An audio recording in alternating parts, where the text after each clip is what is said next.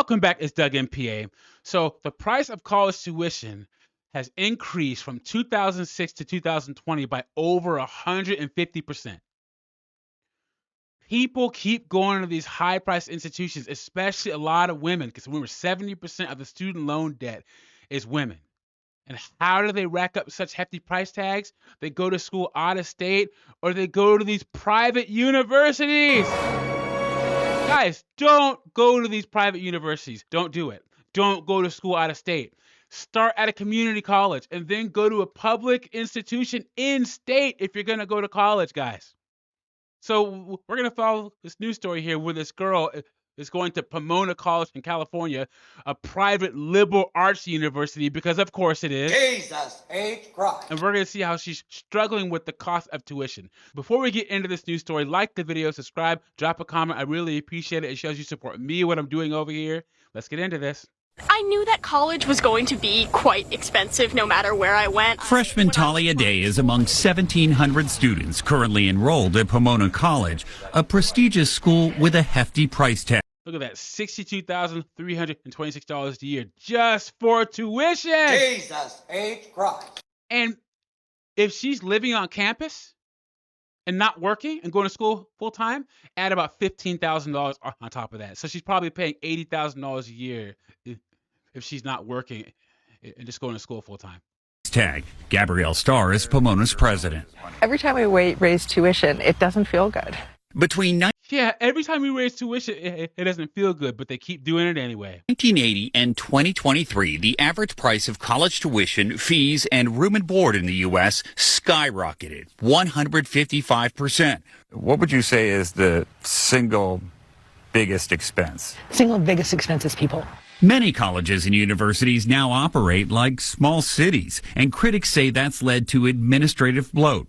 There are now 3 times as many administrators and staffers as there are teaching faculty at leading schools. Wait, what do they need that many administrators for?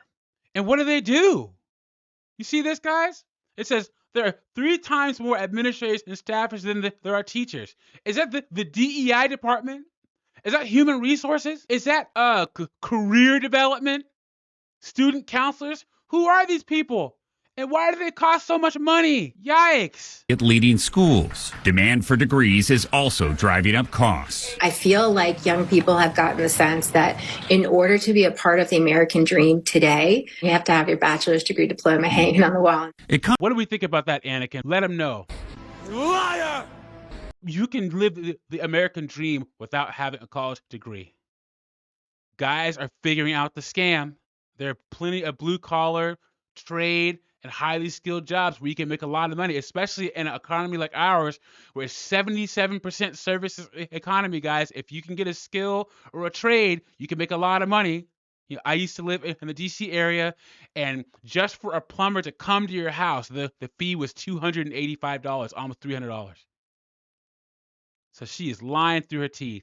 Economist Beth Akers says easy access to loans compounds the problem. We can't just be telling people a bachelor's degree at any cost is the golden ticket. And so people are signing on the dotted line, basically at whatever price it takes to get them in and through. So what's the solution here? If we get students and their parents to think about what am I paying here versus what am I getting, then we really force institutions to, check themselves.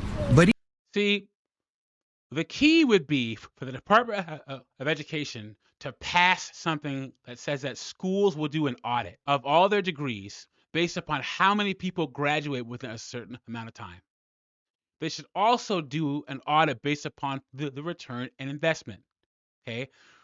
There's no reason why any school should have a Bachelor's of Arts in Ceramics, a Bachelor of Arts in Lesbian Dance Theater. No! Why? But that would make too much sense, right, guys? even at the same school, the actual cost can be different for each student. We give out a lot of financial aid. At Pumona, 58% of students get some sort of aid, bringing their tuition closer to $16,000 a year. But many still rely on loans. Yeah, so $16,000 is still $64,000 when they're all said and done, and that's just for tuition. That will take years to pay back. Is it worth it?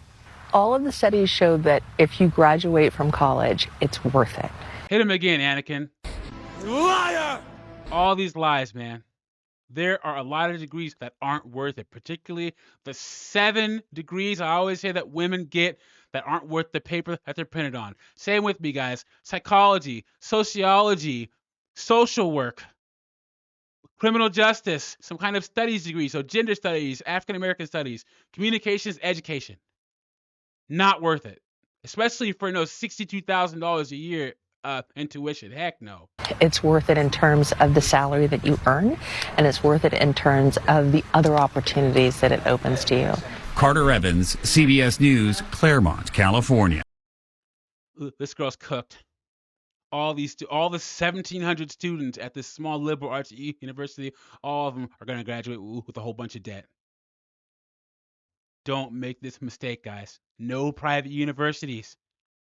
Don't go to school out of state either. Let me know what you think about this in the comments. Like the video, subscribe, and I'll catch you on the next one.